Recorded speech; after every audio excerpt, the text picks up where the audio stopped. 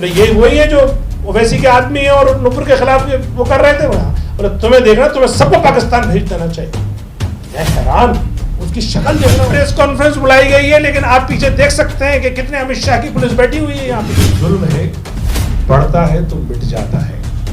Car में पागल हो जाती है और फिर जुल्म पर उतर आती है तो उसका खात्मा जल्दी। बात देखिए हिम्मत, आप इसको कहते हैं फांसीबाद, इसको कहते हैं लोकतंत्र का गला घुटना।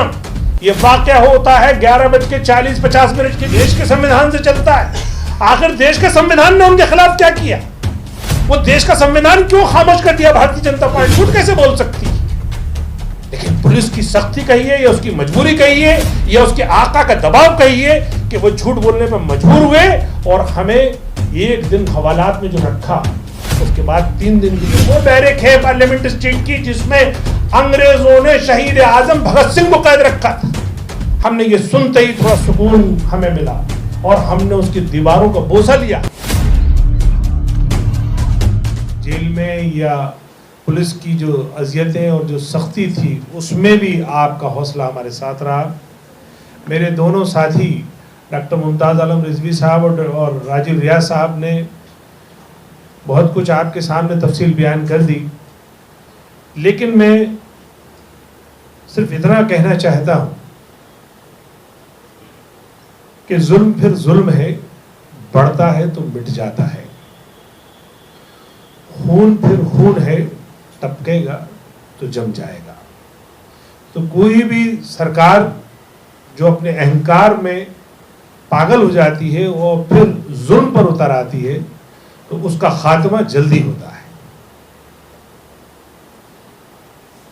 हैरानी की बात यह है कि जो लोग हिंदुस्तान के आईन की धज्जियां उड़ा रहे हैं वो आराम से अपने बंगलों में ऐश से और इत्मीनान से सो रहे हैं, और वो लोग जो हिंदुस्तान के आईन की पासदारी करते हुए अपने संवैधानिक अधिकार को इस्तेमाल करते हुए अपनी आवाज बुलंद कर रहे हैं, उनको सख्त दफाओं में जेल के अंदर भेजा जा रहा है। ये कैसा युग आ गया? ये आखिर कौन लोग हैं जिन्होंने मेरे भारत को ऐसा बना दिया? लेकिन ये हम सबकी जिम्मेदारी है कि हम अपने आम जनता को सच्चाई बताएं और सरकार को भी ये सच्चाई से रूबरू कराएं कि आपकी जो गलत नीतियां हैं, आपके जो गलत ऑर्डर्स हैं, उसकी वजह से जो ज्यादती बढ़ी, खास तौर से दिल्ली पुलिस का जो रवैया है, जो कानून की नहीं सुन रही है लेकिन अमित शाह की सुन रही है, जिसका एक अलग ट्रेंड है जो हमने आज तक अपनी 50 साल जिंदगी में नहीं देखा। ये सिर्फ प्रेस कॉन्फ्रेंस बुलाई गई है, लेकिन आप पीछे देख सकते हैं कि कितने अमित शाह की पुलिस बैठी हुई है यहाँ पे। तो आखिर हम लोकतंत्र में जी रहे हैं या तानाशाही में जी रहे हैं? क्या फांसीबाद की शुरुआत हो गई? तो ये बहुत सारे जो मुंहबाए सवाल हैं वो आप और हम सबसे पूछ रहे हैं कि आखिर मेरे मुल्क को क्या हुआ। अब आते हैं हम उन बातों पर जिसके लिए आपको हमने मदऊ किया है, इनवाइट किया है। सवाल ये कि एक ऐसा देशद्रोह एक्ट जिससे मुल्क की छवि पूरी दुनिया में दागदार हुई, भारतीय कंपनियों के प्रोडक्ट पूरी दुनिया के शोरूमों से बाहर फेंके गए, मॉल से बाहर फेंके गए। आप अंदाजा लगा सकते हैं कि मुल्क को कितना नुकसान हुआ होगा। आप मुझे बताइए कि इससे बड़ा और क्या देशद्रोह एक्ट हो सकता है? ऐसे लोगों के खिलाफ सिर्फ जो सरकार में है पार्टी, उसने इतना तो किया कि अपनी सदस्यता से और उनकी पोस्ट से एक को सस्पेंड कर दिया और एक को एक्सपेल कर दिया। लेकिन ये देश किसी पार्टी के संविधान से नहीं चलता है, ये देश के संविधान से चलता है। आखिर देश के संविधान ने उनके खिलाफ क्या किया? वो देश का संविधान क्यों खामोश कर दिया भारतीय जनता पार्टी ने? हमारा मुतालबा ये था कि आखिर जो देश का संविधान जो जिन धाराओं का मुतालबा करता है या इनवाइट करता है, उसके खिलाफ इनके कब कार्रवाई होगी। हमारा मुतालबा ये था कि आखिर ये जो 2 लोग हैं जो भारतीय जनता पार्टी के प्रवक्ता हुआ करते थे, इनके खिलाफ दिल्ली पुलिस कब एक्ट करेगी, और एक्ट भी यूएपीए में क्यों नहीं कर रही? जब मामूली बात पर अपने लोकतांत्रिक अधिकार को अपनाते हुए लोग अगर प्रोटेस्ट करते हैं, उनके खिलाफ सख्त धाराएं लग जाती हैं। यानी हम दिल्ली पुलिस की तमाम बातें मानते हुए जो उन्होंने हमसे कहा, एसएचओ पार्लियामेंट स्ट्रीट ने हमें 8:54 पे मुझे व्हाट्सएप किया है कि आपकी परमिशन कैंसिल कर दी गई। उसके बाद भी हमने मैनेज कर लिया और एसीपी ने हमसे कहा कि आप यहाँ आ जाइए। वो तो अच्छी बात ये रही, जिसको उर्दू में हुस्न इत्तफाक कहते हैं, कि मेरा उतरने से लेके और डिटेन होने तक सारा जो घटनाक्रम है वो कैद है, और उस आंख में कैद है जो लोकतंत्र का चौथा स्तंभ है, और वो लाइव चल रहा था नेशनल टीवी पे। उसके बाद देखिए हिम्मत आप, इसको कहते हैं फांसीबाज, इसको कहते हैं लोकतंत्र का गला घुटना। ये वाकया होता है 11:40-50 के बीच में, और हमें डिटेन कर लिया जाता है। हम सिर्फ बाइट देते बस में बैठ जाते हैं, कोई विरोध नहीं हुआ, कुछ नहीं हुआ। लेकिन दिल्ली पुलिस झूठी एफआईआर रात को 9:30 बजे दर्ज करती है। वो तब हमारे ऊपर 6 धाराएं लगाती है, 186, 188, 147, 149, 353, 332। उसमें 2 353 और 332 नॉन अवेलेबल धाराएं हैं। इन दोनों धाराओं में ये बात वाज़ेह करती है दिल्ली पुलिस कि इन्होंने पुलिस के साथ मारपीट करी, इन्होंने 4 पुलिस वालों की वर्दियां फाड़ दी और इतनी चोटें आई कि उनको एमएलसी भी करा दी। दिल्ली पुलिस ने उसकी एमएलसी डॉक्टरी भी करा दी। 9:30 बजे एफआईआर करके उसके बाद एमएलसी होती है उनकी। 12 बजे वो उनके साथ हादसा हुआ, वो 9:30 बजे तक हमारा किसी का इंतजार कर रहे थे वो। और उसके बाद हमें हवालात की जो सख्तियों में डाला है या जो जेल में है वो तो मैं बाद में बताऊंगा। लेकिन मैं शुक्रिया आप लोगों का अदा करना चाहूंगा। इसमें से कई चैनल वो थे जो मुझे लाइव दिखा रहे थे और उन्हीं के बेसिस पे हमारी जमानत भी हुई। हमने ये बात कही कोर्ट से कि देखिए साहब, हमारा सारा घटनाक्रम लाइव है, टीवी में कैद है, ये पुलिस झूठ कैसे बोल सकती है?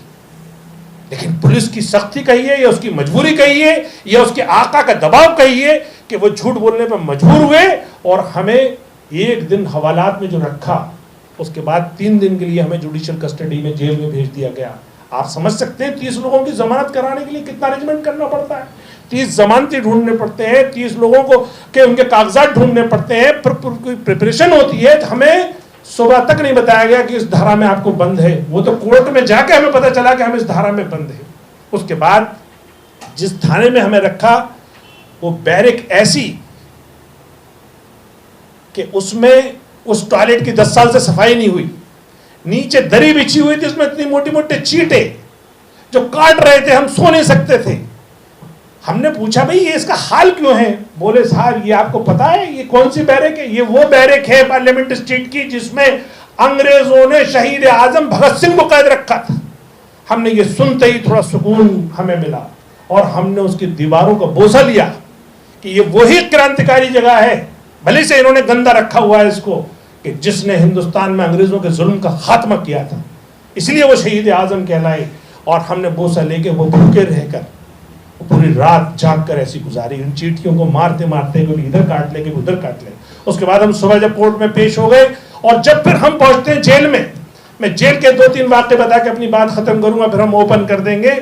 उसमें हमें जाते ही सबसे पहले एक हवलदार के सामने हम पेश होते हैं। बिल्कुल एंट्री जब लेते हैं, सब इंस्पेक्टर दिल्ली पुलिस का हमें लेके जाता है और जाते ही मुझसे कहता है भाई ये कौन? हमने वहां पे हाथ रख दिया उसके टेबल पे, बोले हटाइए हटाइए हाथ, दूर खड़े हुई है। बोले अच्छा ये वही है? बोले साहब कौन है? बोले ये वही है जो ओवैसी के आदमी है और नुपुर के खिलाफ वो कर रहे थे। बोले तुम्हें देखना, तुम्हें सबको पाकिस्तान भेज देना चाहिए। मैं हैरान, उसकी शक्ल देख रहा हूँ कि सब इंस्पेक्टर दिल्ली पुलिस का सामने खड़ा हुआ है और दिल्ली का हेड, दिल्ली जेल का जो हेड कांस्टेबल है वो मुझसे ये कह रहा है। मैंने उनको कहा भाई हम संविधान के रक्षा के लोग हैं, हम अपने संवैधानिक अधिकार के लिए वहां गए। उन्होंने कहा पता चलेगा आपको अंदर, और वाकई पता चला हमें। वहां के एडमिनिस्ट्रेशन ने हमें रिपीटर्स, ड्रेडेड क्रिमिनल्स के बीच में डाल दिया, जबकि कोर्ट जज जेल का ये मैनुअल है और कोर्ट के ऑर्डर है कि किसी भी फ्रेशर कैदी को आप ड्रेडेड क्रिमिनल के बीच में नहीं डाल सकते, क्योंकि वहां अक्सर चाकूबाजी, ब्लेडबाजी और गोलीबाजी चलती रहती है जेलों के अंदर, वहां उनकी गैंगवार चलती है, तो उसमें ना फंस जाएं। सबसे अफसोस तब हुआ कि जब हम एक राजनीतिक कैदी थे लेकिन हमें दुर्दांत अपराधी की तरह ट्रीट किया गया। और उसके बाद जो तकलीफों का दौर शुरू हुआ, तीसरी मंजिल थी, ऊपर छत तप रही थी, कोई हवा का बस 4 पंखे थे 26 लोगों में, जिस बैरक में मैं था। खाने का तो ऐसा था बस उन्होंने डाल दिया आप खा लीजिए। पानी बहुत थोड़ा थोड़ा सा आता था, दिन में 2 बार आता था, सुबह 1.5 घंटा सुबह छूटते थे, 1.5 घंटा शाम को छूटते थे। और उस पर भी सितम देखिए आप, हमारे पास 1 जोड़ी कपड़े थे जो हम थर्सडे में अरेस्ट हुए, दूसरे दिन हम जो प्रोड्यूस हुए, रात तक हमें जेल जाने में लग गई। सैटरडे में उन्होंने कहा ठीक है हम आपकी मिलाई भी करवा देंगे और आपको हम अब 3 मिनट की कॉल भी करा देंगे। सैटरडे में हमसे कहा कि नहीं साहब हम आपको नहीं करा सकते। भी क्यों नहीं करा सकते? बोले हमें नहीं पता। ना मुझे सैटरडे को कॉल करने दी गई घर, ना संडे को कॉल करने दी गई, और न मेरे कोई मिलाई करने दी गई, न मेरे पास कपड़े आए। उन्हीं एक जोड़ी कपड़े में मैंने 4-5 दिन गुजारे। उसके बाद फिर हमें जो सबसे लास्ट में जो जुल्म किया हम पे, हमें सुबह 6 बजे उठाकर और मंडे को जो उसमें लाए पटियाला हाउस कोर्ट में, तो हमें वहां के एक लॉकअप में बंद कर दिया। बाहर पब्लिक हमें इंतजार करती रही, वकील इंतजार करते रहे, कोर्ट इंतजार करती रही, लेकिन दिल्ली पुलिस ने हमें बाहर नहीं निकाला। इसलिए उनको डर था, क्योंकि कोर्ट ने हमारी बेल ग्रांट कर दी थी, फिर भी हमें जो है कोर्ट में पेश नहीं किया। तो हमारा सवाल ये है कि आखिर इस हमारे जो दुनिया में भारत के लोकतंत्र की साख थी, जिसको लोग स्वस्थ वाइब्रेंट डेमोक्रेसी कहते थे, आज भारतीय जनता पार्टी और आरएसएस ने मिलकर इसको आखिर किस चीज में तब्दील कर दिया। दूसरा पॉइंट हमारा ये था, ये है कि आखिर क्या मुल्क का ऐसा अगर ऐसे ही चलता रहा तो उसका मुस्तकबिल क्या हो।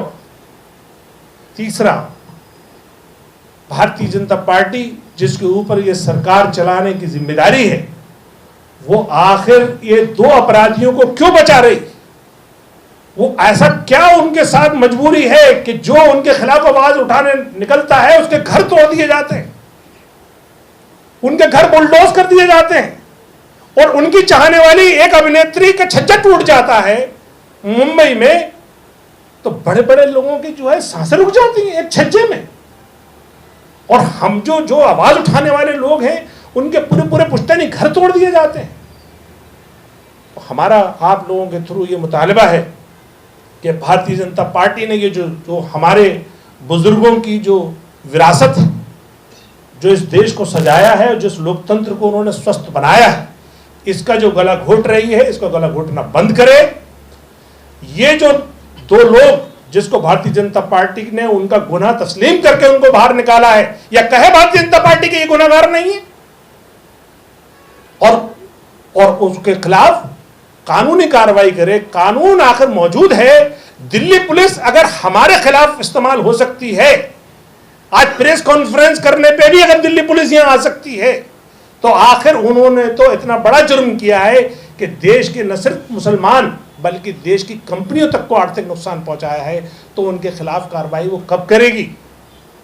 इन्हीं अल्फाज के साथ आप लोगों का मैं शुक्रिया अदा करता हूं, और मैं उम्मीद करता हूं कि आप लोग अब जो भी आपके सवाल होंगे